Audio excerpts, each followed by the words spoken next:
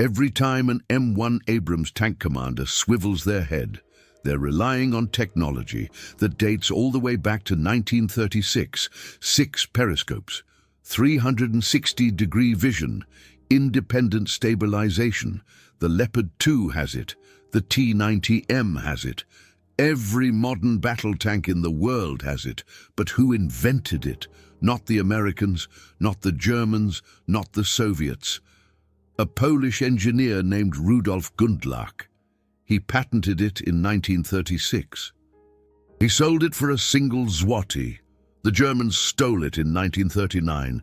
The whole world copied it, and he died in 1957 nearly penniless. This is the story of the most important optical invention in the history of tanks. An invention that remained virtually unchanged for 50 years. An invention that's now found in over 100,000 tanks worldwide. An invention for which the inventor was never properly compensated. Today, I'll show you the documented technical lineage. From Gundlach's design in 1936 to the most advanced tanks of today, and what happened to the man who made it all possible. 1935. Warsaw, Poland. The Bureau Badentechnicznych Broni Pancernych. The Tank Weapons Technical Research Bureau. Rudolf Gundlach was 43 years old, an engineer, an inventor, a man who saw a problem that no one else could solve. The problem was simple. How does a tank commander see what's happening around them without getting killed? Early tanks had vision slits, small openings in the steel. The problem? Anyone could shoot through them. Shrapnel, bullets, even flames. A vision slit was a weak point. So came periscopes, simple optical tubes, a mirror at the top, a mirror at the bottom. Light is reflected. The commander can see without being directly exposed. But here was the problem. You could only look forward. To see to the left, you needed a second periscope. To see to the right, a third. To see to the rear, a fourth. French tanks had 4 separate periscopes. British tanks had 3 or 4. Soviet tanks had several fixed viewing devices. But that meant blind spots everywhere. A tank commander had to constantly move their head from periscope to periscope, from vision slit to vision slit. And in that second, where they turned their head, an enemy tank could appear. An infantry unit with a Panzerfaust, a Pack Cannone. 1 second of blindness meant death. Gundlach understood this. He had fought during World War I. He knew the reality of combat. He knew that seconds meant the difference between life and death. So he asked himself a simple question. What if the periscope could rotate? Not the commander's head, the periscope itself. The idea was revolutionary, but technically extremely difficult. A periscope consists of 2 main components, the objective lens at the top and the eyepiece at the bottom. In between is an optical system, prisms, mirrors, lenses. Everything has to be perfectly aligned, otherwise the image is distorted, useless. Now imagine trying to rotate that entire system 360 degrees continuously, without compromising the optical quality, without mechanical vibrations blurring the image, without the commander having to move their head. In 1935, that was an engineering challenge that no one had solved. Gundlach began the design. His concept was ingenious in its simplicity. He separated the optical unit from the housing. The housing was fixed. It was rigidly connected to the tank. But within the housing, the optical unit could rotate freely. A ball bearing enabled the rotation. A mechanical handle allowed the commander to rotate the periscope with one hand, while observing with the other. But the key moment was the replaceable objective lens. The upper glass could be removed and replaced if it was damaged by splinters, without having to remove the entire periscope. Technically, Gundlach's periscope was a masterpiece. The optical axis was perfectly centered. The The prisms were aligned in such a way that the image remained stable with every rotation. The mechanical construction was robust enough for combat, yet precise enough for optical clarity. By the end of 1935, the first prototype was ready. It was installed in the Polish 7TP light tank. That was the first Polish tank with the new periscope. The tests were a success. A tank commander could now have a full 360-degree view with a single periscope, without moving their head, without having to switch between different periscopes, without any blind spots. It was a revolution. In 1936, Gundlach filed for a patent. In Poland, it was registered as Periscope obrotowy Gundlacha, the Gundlach rotating periscope. But Poland was a small country. The Polish arms industry was limited. Gundlach knew that this technology had to be international, that it was needed in tanks all over the world. So he turned to Great Britain. In 1936, there was Polish-British military cooperation. Both countries saw Germany as a potential threat. Both shared military technology. Both were willing to work together. Gundlach offered his periscope to Vickers Armstrong, one of the largest British arms manufacturers. Vickers produced tanks, guns, aircraft. They had the capacity to mass-produce the periscope. The price, 1 zloty. Not 1,000, not 100. A single Polish zloty. Why so cheap? Because it wasn't a commercial transaction. It was military cooperation between allied nations. Poland shared the technology with Great Britain. In return, Poland expected Great Britain to help in the event of a German attack. It was a political deal, not a business deal. Vickers Armstrong took the design. They called it the Vickers Tank Periscope MK4. They installed it in all British tanks: Crusader, Churchill, Valentine, Cromwell. Every British battle tank from 1937 onwards had the Gundlach periscope. At the same time, Gundlach filed for a patent in the United States. On September 13, 1938, U.S. Patent number 2136 was granted, the title Periscope, the inventor Rudolf Gundlach. The patent described the innovation in detail: a periscope with a replaceable objective lens, a rotating optical unit, and an eyepiece that allowed 360-degree observation without head movement. Technically, the patent was a revelation. The drawings showed every detail: the prisms, the lenses, the ball bearing, the housing. Any engineer who read this patent could reproduce the periscope. And that was exactly the problem. September 1st, 1939. Germany invaded Poland. The invasion was swift, brutal, coordinated. The Wehrmacht used blitzkrieg tactics, rapid tank advances, air support, encirclement. Poland fought desperately, but it was hopeless. Germany attacked from the west. On September 17th, the Soviet Union attacked from the east. Poland was encircled. By October 6, 1939, organized resistance ended. Poland had fallen. But what happened to Polish military technology? The Germans seized everything: tanks, guns, aircraft, documents, blueprints, prototypes. Among them were several M2 light tanks with Gundlach rotating periscopes. German engineers examined them immediately. They recognized the superiority of the design. They understood that this periscope was far superior to their own viewing devices, so they copied it. Not officially, not through a license. They simply copied it. From 1941 onward, all German tanks were equipped with variants of the Gundlach rotating periscope: the Panzer III, the Panzer IV, the Panther, the Tiger, even armored vehicles and half-tracks. Every German tank commander from 1941 onwards had a periscope based on a Polish design, a design the German armed forces had stolen. But Germany wasn't the only country that copied it. The Soviet Union also captured Polish tanks after the invasion from the east. Soviet engineers analyzed the Gundlach rotating periscope. They were impressed. Until 1939, Soviet tanks like the T-26 and the BT-7 had primitive viewing devices, fixed periscopes, viewing slits, nothing comparable to the Gundlach rotating periscope.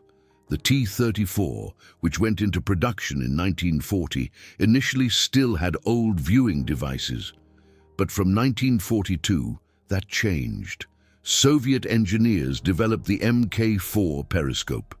It was a direct copy of the Gundlach design. The Mk4 became standard in all Soviet tanks, T-34, T-70, T-44, and later in every post-war tank, T-54, T-55, T-62, T-72, T-80, all the way to the T-90M today. Every Soviet tank from 1942 to today uses a periscope based on Richard Henderson's Polish design from 1936. But what about the Americans? In 1939, the US had a relatively weak tank industry. The Army had few tanks. Most were outdated. The doctrine focused on infantry and air force, not tanks. When the war broke out in Europe, the Americans realized they needed to catch up. Quickly, British military advisors came to the US. They shared technology, including the Vickers tank periscope MKIF, the Gundlach rotating periscope. American engineers studied it. They immediately recognized the superiority. Their own periscopes were fixed, limited view, blind spots everywhere. So they developed the M6 periscope. It was an American variant of the Gundlach design. Same basic principles: rotating optical unit, interchangeable lens, 360-degree view. From 1942 onwards, the M6 periscope became standard in all US tanks: M4 Sherman, M26 Pershing, M46 Patton, and later in every American main battle tank. To this day, the M1 Abrams uses the M6 periscope, or more precisely, modern variants of it. The Commander has 6 periscopes, each based on the 1936 Gundlach design. Technically, the basic idea hadn't changed. Rotating optical system, interchangeable components, clear view without moving your head. But here's the question. No one asked, where was Richard Henderson during all of this? In 1939, when Poland fell, Richard Henderson was 47 years old. He survived the war, but he watched as his invention was copied by every country in the world: Germany, the Soviet Union, the USA, Great Britain, France, later China, India, Israel. Everyone used his design. No one paid him for it. In 1945, the war ended. Europe was in ruins.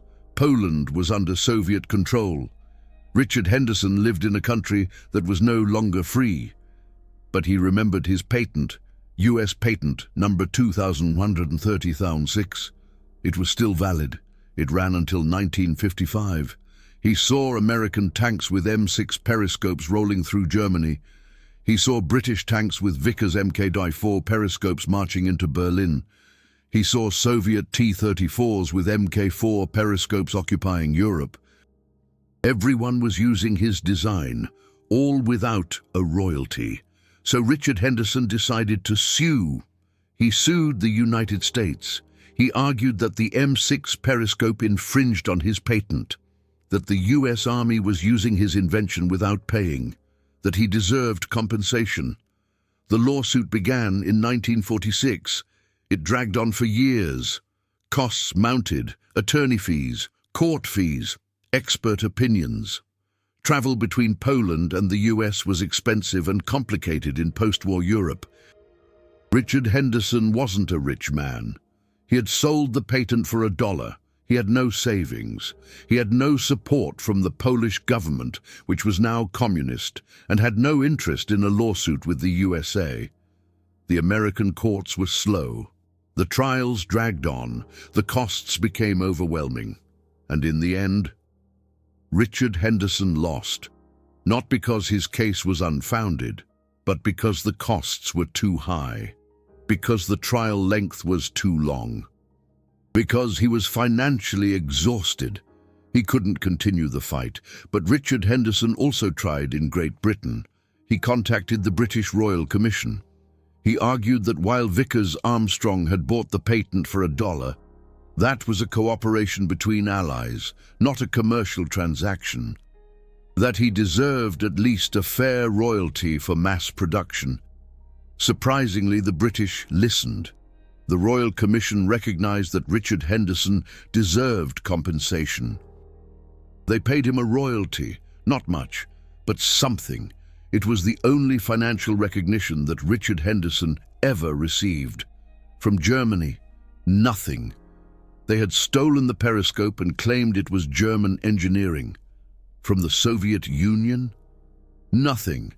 They copied the design and called it Mk4 as if it were their own invention. From the USA, nothing. The courts had ruled against him. From France, China, Israel, India, and every other country that used the periscope, nothing. Only Great Britain paid, and even that was minimal. In 1957, Richard Henderson died. He was 65 years old. He died in Poland, under communist rule, almost penniless. The man who invented the most important optical innovation in tank history died poor. But his invention? It lived on. 1960s. The Cold War was in full swing. Tank development was an arms race. NATO versus the Warsaw Pact, M60 Patton versus T-62, later M1 Abrams versus T-72. But one thing they all had in common: the Gundlach rotating periscope. Every NATO tank, every Warsaw Pact tank, every tank in every country in the world, all used variants of the 1936 Gundlach design. Technically, there were improvements: better optics, night vision, laser rangefinders, stabilization. Night vision was integrated. But the basic principle? Unchanged. A rotating optical system, interchangeable components, 360-degree view without moving your head. For almost 50 years, the Gundlach rotating periscope was the standard, from 1936 all the way into the 1980s, a half-century without fundamental changes. That rarely happens in military technology. Most systems become obsolete every few years. New designs replace old. But the Gundlach rotating periscope? It stayed. Why? Because it was perfect. Because it solved the problem. Because nothing better came along until electronic viewing systems were developed in the 1980s. And even today, in 2025, many tanks still use Gundlach-based periscopes, not as the primary view, but as a backup, as passive optics, as a system that works. When the electronics fail, the M1 Abrams has 6 M6 periscopes for the commander. Gundlach design. The Leopard 2 has multiple periscopes. Gundlach design. The T-90M has Mk4 variants. Gundlach design. The Challenger 2, the Leclerc, the Merkava, the Type 99, the Arjun. Every modern main battle tank in the world has periscopes, based on the Polish patent from 1936. Estimates say that since 1936, over 100,000 tanks have been equipped with Gundlach-based periscopes. Maybe more. If you include armored vehicles and APCs, it might be 200,000. Or even 300,000 vehicles. Every single one uses technology that Richard Henderson invented, for which he had a patent, for which he was never properly compensated. Imagine the value.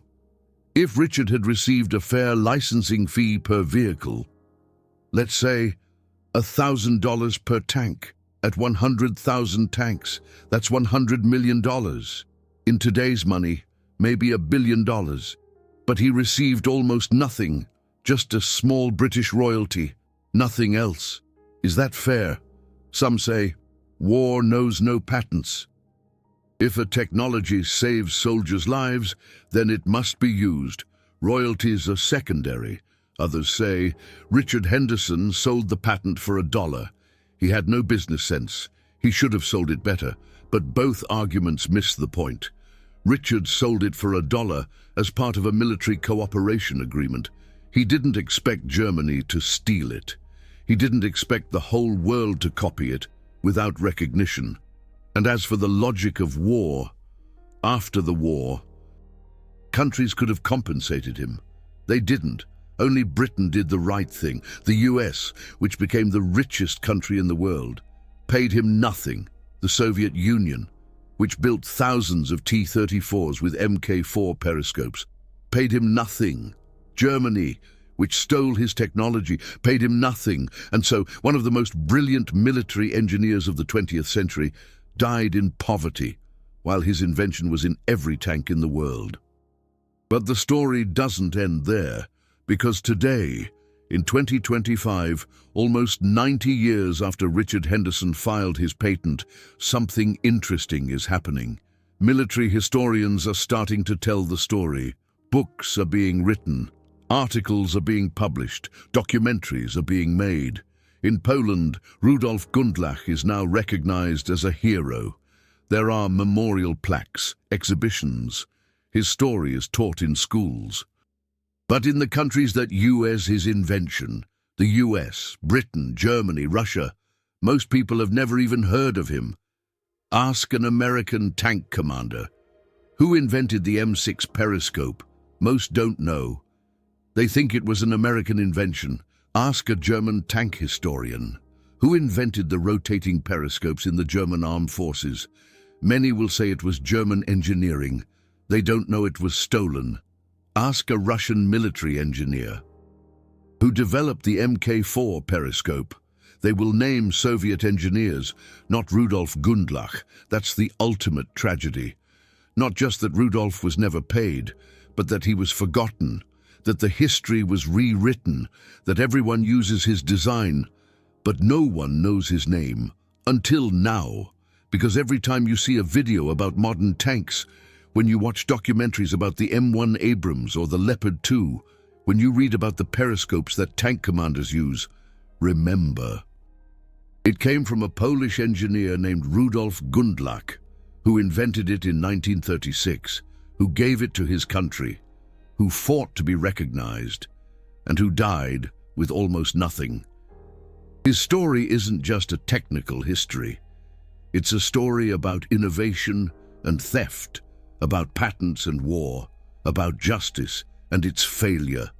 And most importantly, it's a reminder that behind every technology we take for granted, there's a human being, an inventor, a genius. Someone who had an idea that changed the world. Rudolf Gundlach was that person, and now you know his story. But there's more to tell, because the technical lineage, from Gundlach to today, is even more complex. The details about how exactly his design was integrated into modern tanks, the improvements, the variants, the secret developments during the Cold War, and above all, what's happening with modern periscopes today. How electronic viewing systems are replacing them, but why every tank still has Gundlach periscopes as a backup. I'll explain that right now. Let's look at the technical details. How exactly does a Gundlach periscope work in a modern tank? Let's take the M1 Abrams as an example. The tank commander sits in the turret. Around him are 6 M6 periscopes. Each one is a direct descendant of the Gundlach design. The technical specifications. Each periscope is about 30 centimeters high.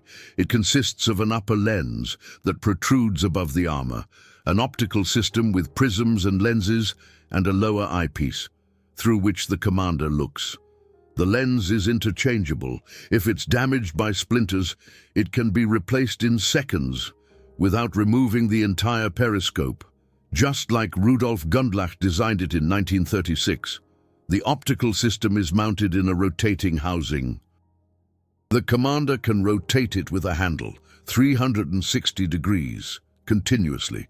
The image remains stable, no matter how fast he turns. The optical quality is outstanding. Modern coatings reduce reflections. The lenses are ground to minimize distortion. But the basic principle, identical to Gundlach's 1936 design. The Leopard 2 has a similar system. The Commander has an independent panoramic periscope. It's stabilized. It has night vision integrated.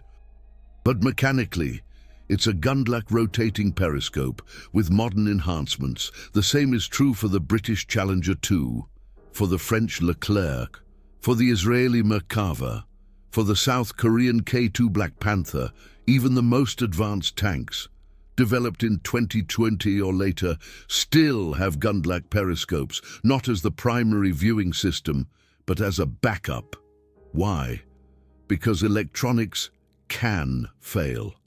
Modern tanks have advanced viewing systems, cameras, thermal imagers, laser rangefinders. Everything is relayed to screens inside the turret. The Commander sees a digital representation of their surroundings. But what happens when the electronics crash, when an EMP fries the systems, when the cameras are shattered by shrapnel, when the power dies? Then the Commander needs a passive, optical system, something that works without electricity, something mechanical, something that always works. And that is the Gundlach rotating periscope. That's why every modern tank still has periscopes, not because they're the best technology, but because they're the most reliable. In Ukraine in 2024, Russian T-90M tanks battled Ukrainian Leopard 2A6 and Challenger 2s. Both sides used electronic warfare, jamming, EMP weapons, cyber attacks on tank systems. And you know what always worked? The periscopes, the mechanical, passive, optical, Gundlach rotating periscopes. Ukrainian tank commanders reported that on several occasions their electronic viewing systems failed, but the periscopes worked. They could still see. They could still fight. That's the legacy of Richard Henderson, a technology designed so well that it's still indispensable 90 years later. But let me show you the complete technological lineage from 1936 to 2025. 1936. Henderson develops the rotating periscope in Poland. It is tested in the M2 light tank. Patent filed in Poland. 1937. Vickers Armstrong buys the patent for $1. Begins production as Vickers tank periscope Mk.Phi. Installed in Crusader, Churchill, Valentine tanks. 1938. U.S. patent number 230006 is granted. Henderson now has international patent protection. 1939, Germany invades Poland. German armed forces capture M2 light tanks with Gundlach periscopes. German engineers begin making copies. 1941, German Panzer III and Ivory tanks are retrofitted with Henderson-based periscopes. All new tanks, Panther, Tiger, have them from initial production. 1942, Soviet Union develops Mk4 periscope for T-34. A direct copy of the Henderson design, becomes standard for all Soviet tanks. 1942, USA develops M6 periscope based on the British Vickers Mk.Phi, installed in M4 Sherman and all subsequent US tanks. 1945, war ends. Henderson begins legal action against USA. Lawsuit drags on for years. 1950s, Henderson receives royalties from Great Britain. USA pays nothing. Germany pays nothing. The Soviet Union pays nothing. 1957. Henderson dies almost penniless in Poland. 1960s, 1980s, Cold War. Every NATO tank, M60, Leopard 1, Chieftain, and every Warsaw Pact tank, T-55, T-62, T-72, uses Henderson variants. 1980s, electronic viewing systems are developed. Thermal imagers, laser rangefinders, but periscopes remain as backup. 1990s, M1 Abrams dominates the Gulf War. 6 M6 periscopes per tank. Commanders rely on them for all-around vision. Henderson design. 2000s, Leopard 2A6 is modernized with digital systems, but retains mechanical periscopes. Henderson design. 2010s, new tanks like the K2 Black Panther have advanced electronics, but retain passive periscopes. Henderson design. 2024, Ukraine War. Leopard 2, Challenger 2, T-90M, all use periscopes when electronics fail. Henderson design. 2025, today, an estimated 100,000 plus active battle tanks worldwide have Henderson-based periscopes. That's almost a century of continuous use. A technology invented in 1936 is still relevant in 2025. How many inventions can claim that? The rifle, constantly changing, new calibers, new mechanisms. The engine, completely overhauled from diesel to turbine to hybrid. Communication, from radio to digital to encrypted to satellite. But the Gundlach rotating periscope, almost unchanged, because it was perfect from the start. Imagine you're Richard Henderson in 1936. You're 44 years old. You've just invented something that will revolutionize tank technology. You know that every tank in the world needs it. You have a patent. You have international protection. You might think, this is my legacy. This is my future. This will secure my family. But then war comes. Your country is invaded. Your technology is stolen. The whole world copies it. No one pays you. The courts fail you. You die poor. This isn't just a technical tragedy. This is a human tragedy. And it happens more often than you think. Inventors who create brilliant things, but never see the value. Patents that are stolen. Innovations that are copied. Geniuses who are forgotten. Nicholas Otto invented the four-stroke engine, died relatively poor. His partner profited more.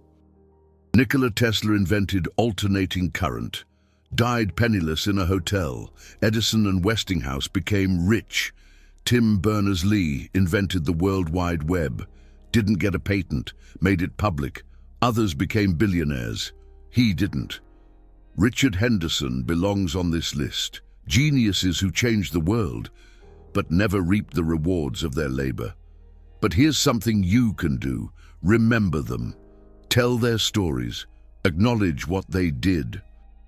Because every time you see a video about modern tanks, when a documentary shows the M1 Abrams, when a military historian talks about tank optics, and they mention the periscopes but not Henderson, then that's a missed opportunity. History should be honest. It should honor the true inventors, not the countries that copied, not the companies that produced, but the people who created. Rudolf Gundlach was Polish. In a time when Poland was being crushed between two empires, he invented something universal, something that has no nationality, an optical solution to a mechanical problem. Germans used it, Soviets used it, Americans used it, British used it, French, Israelis, Chinese, Indians, Koreans, everyone. His invention crossed all borders, all ideological lines, capitalism and communism, NATO and the Warsaw Pact, East and West, all used Henderson. Maybe that's the true legacy. Not the money, not the recognition, but the impact. But the fact remains that something a man developed in a small Chicago laboratory back in 1935 is in every tank on the planet today. Every tank commander who has ever looked through a periscope owes Richard Henderson something, maybe even their life, because without 360-degree vision, without the ability to observe the surroundings without exposing themselves, tank commanders are blind.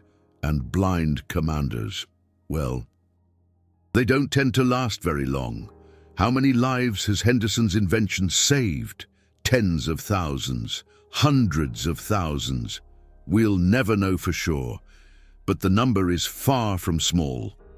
And for that, for all those lives saved, Henderson deserved more than just a royalty check from Great Britain. He deserved recognition. He deserved prosperity.